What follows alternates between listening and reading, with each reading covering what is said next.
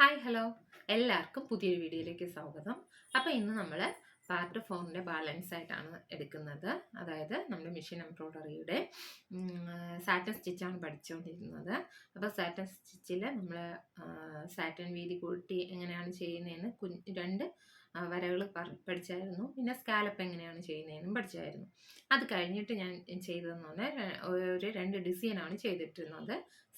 അതായത് ഒരു ലോട്ടസിൻ്റെയും ഒരല്ലാത്ത ഡിസൈനും ലീഫുമാണ് എന്താണ് നമ്മുടെ സാറ്റൻ സ്റ്റിച്ച് ഉപയോഗിച്ച് ചെയ്തിട്ടുണ്ട്. ഇനി ബട്ടൺ സ്റ്റിച്ച്, പിന്നെന്തുവാ ബട്ടൺ സ്റ്റിച്ച് എന്ന് പറയുമ്പോൾ റൗണ്ടിൽ നമ്മൾ റണ്ണിങ് സ്റ്റിച്ച് വന്ന ശേഷം ബട്ടൺ സ്റ്റിച്ച് തുടങ്ങുമ്പം ചെറിയ വീതിയിലും പിന്നെ കൂടി അതിൻ്റെ സെൻറ്റർ അതിൻ്റെ വട്ടം വരുമ്പോഴത്തേക്ക് വീതി കൂടുതലല്ലേ, അപ്പോൾ അവിടെ വരുമ്പോൾ ഇത്തിരി വീതി കൂട്ടിയും വീണ്ടും വരുമ്പോൾ വീതി കുറച്ച് വട്ടം. ഞാൻ ഇങ്ങനെ പറയുമ്പോൾ നിങ്ങൾക്ക് മനസ്സിലാകില്ല, ഞാൻ ചെയ്ത് കാണിക്കുമ്പോൾ അത് മനസ്സിലാകും. അതുപോലെ തന്നെ നമ്മൾ ചില ലീഫൊക്കെ ചെയ്യുമ്പോൾ അറിയാമല്ലോ, ഒന്നുകിൽ ലീഫിൻ്റെ അവിടെ നിന്ന്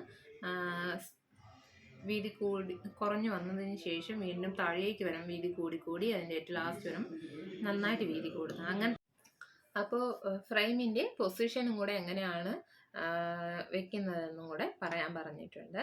അപ്പോൾ നമുക്ക് ഞാൻ ഇതിൽ ഉൾപ്പെടുത്താം കേട്ടോ.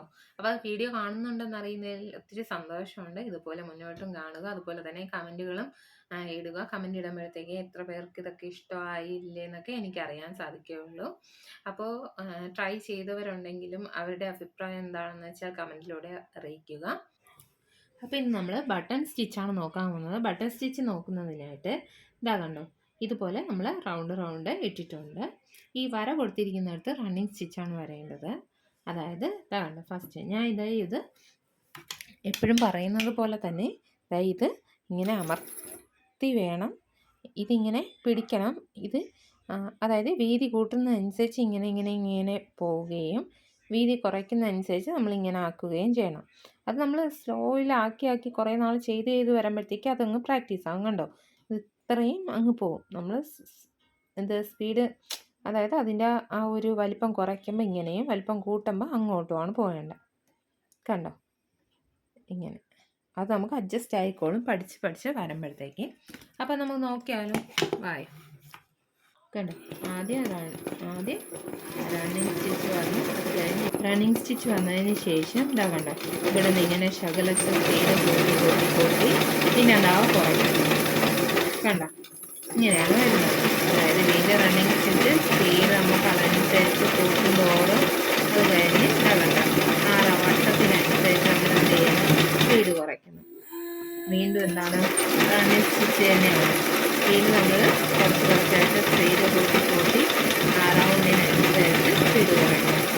വീണ്ടും ഇതാണ് സ്പീഡ് കൂട്ടുന്നു, അതിനനുസരിച്ച് സ്പീഡ് കുറയ്ക്കും. വീണ്ടും റണ്ണിങ് സ്റ്റിച്ച് വീണ്ടും സ്പീഡ് കൂട്ടി വീണ്ടും സ്പീഡ് കുറയ്ക്കും. ഇതൊക്കെ നമ്മൾ കുറേ നാൾ ചെയ്ത് വരുമ്പോഴത്തേക്കാണ് അതിൻ്റെ ആ ഒരു ഫിനിഷിങ് കിട്ടുന്നത്. കുറേ നാൾ ചെയ്ത് വരുമ്പോഴത്തേക്കും നമുക്ക് അത് താനേ വന്നോളൂ ആ സാധനം. അങ്ങനെ ഇതുപോലെയാണ്. മെഷീൻ ഉള്ളവരെന്ത് ചെയ്യുക, പ്രാക്ടീസ് ചെയ്ത് നോക്കുക. മെഷീൻ ഇല്ലാത്തവർ നിങ്ങൾക്ക് പഠിക്കാൻ താല്പര്യമുണ്ടെങ്കിൽ ഒരു മെഷീൻ വാങ്ങിയിട്ട് എന്ത് ചെയ്യുന്നത് ചെയ്ത് നോക്കുക. കൂർത്തിരിക്കുന്ന ഒരു ലീഫാണ് ചെയ്തിരിക്കുന്നത്. കണ്ടോ, ആദ്യം നമ്മൾ എന്ത് ചെയ്യുന്നു, അവിടുന്ന് റണ്ണിങ് സ്റ്റിച്ച് ചെയ്ത് വരുന്നു. ഇവിടെ നിന്ന് സ്പീഡ് കൂട്ടി കണ്ടോ, സ്പീഡ് കൂട്ടി വേണം. ഇവിടെ വരുമ്പോൾ സ്പീഡ് ജസ്റ്റ് ഒന്ന് കുറയ്ക്കണം.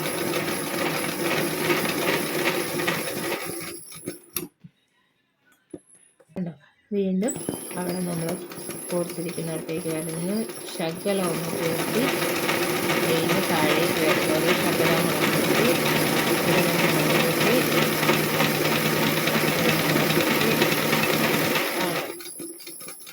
ഇങ്ങനെയാണ് വരുന്നത്.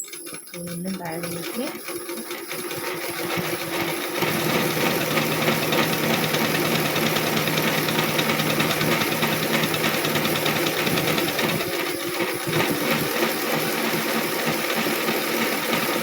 ഇങ്ങനത്തെ ലീഫൊക്കെ ചെയ്യുമ്പോഴത്തേക്ക് ഈ നേർക്കിനിരിക്കുന്നത് നമ്മൾ നേർക്കിനെ തന്നെ ചെയ്യണം. ഇനി ചരിഞ്ഞിട്ടുള്ള ലീഫാണെങ്കിൽ നമുക്ക് ഫ്രെയിം ഒരു ശകലം ചരിച്ച് വയ്ക്കണം. എങ്ങനെ വലത്തോട്ടാണ് ചരിഞ്ഞിരിക്കുന്നതെങ്കിൽ അങ്ങനെ, ഇടത്തോട്ടാണ് ചരിഞ്ഞിരിക്കുന്നതെങ്കിൽ അങ്ങനെ ഫ്രെയിം ചരിച്ച് വയ്ക്കണം.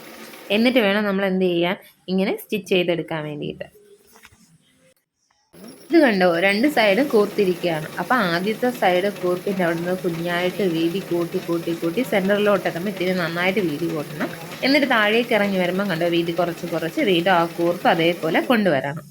മനസ്സിലായോ? ആ ഷാർപ്പായിട്ടിരിക്കുന്ന സ്ഥലത്ത് അങ്ങനെ തന്നെ കൊണ്ടുവരണം. അങ്ങനെയാണ് നമ്മൾ സ്റ്റിച്ച് ചെയ്തെടുക്കുക. അപ്പോഴത്തേക്ക് ഇതാ കണ്ടോ, ഫ്രെയിം ഞാൻ വെക്കുന്നത് അത് ജസ്റ്റ് ഒന്ന് ചരിച്ചാണ് വെക്കുന്നത്. അത് ചരിഞ്ഞിരിക്കുന്നത് കൊണ്ട് അത് കഴിഞ്ഞിട്ട് ഇതുപോലെ നമ്മൾ എന്ത് ചെയ്യുന്നു, വീതി കൂട്ടി ആ സെൻറ്ററിലോട്ട് എത്തുന്നതോറും ഇത്തിരി നന്നായിട്ട് വീതി കൂട്ടുന്നുണ്ട്. താഴേക്ക് വരുന്നതോറും വീതി കുറഞ്ഞ് ഇതാകണ്ടോ ആ ഷാർപ്പായിട്ട് കൊണ്ടെത്തിക്കുന്നുണ്ട്. അങ്ങനെയാണ് ചെയ്യേണ്ടത്. ഫ്രെയിം നിങ്ങൾ കണ്ടല്ലോ, ശകലം ജസ്റ്റ് ഒന്ന് ഞാൻ തിരിക്കുന്നുണ്ട്. നോക്കിക്കോ, നേരത്തെ നമ്മൾ ചെയ്തതുപോലെ തന്നെ സ്പീഡ് കൂട്ടി ആ സെൻറ്ററിലോട്ട് വരുമ്പോൾ ഇത്തിരി വീതി കൂട്ടി വീണ്ടും താഴേക്ക് വരുമ്പോൾ സ്പീഡ് കുറച്ച് വരും.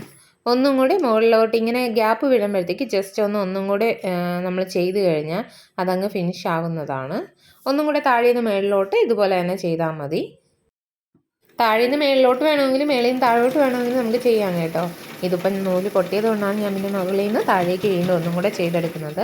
അപ്പോൾ ഇതുപോലെ നിങ്ങൾ എന്ത് ചെയ്യുക, പ്രാക്ടീസ് ചെയ്യുക. ഇതുപോലെ ഷാർപ്പായിട്ടുള്ള പല ഡിസൈൻസും ഉണ്ട്, അതൊക്കെ എടുത്തു വെച്ച് ഇതുപോലെ പല രീതിയിൽ ചെയ്ത് നോക്കുക. അപ്പോൾ നിങ്ങളെക്കൊണ്ടും പറ്റും ഇതെല്ലാം ചെയ്യാൻ വേണ്ടിയിട്ട്. അപ്പോൾ ചെയ്ത് നോക്കിയിട്ട് നിങ്ങളുടെ അഭിപ്രായം എന്താണെന്ന് വെച്ചാൽ, നിങ്ങൾക്ക് ഇത് എത്രത്തോളം മനസ്സിലാകുന്നുണ്ടെന്ന് നിങ്ങൾ കമൻറ്റിലൂടെ അറിയിക്കുക. അപ്പോൾ അടുത്തൊരു വീഡിയോയിൽ കാണുന്നത് വരെ ബൈ.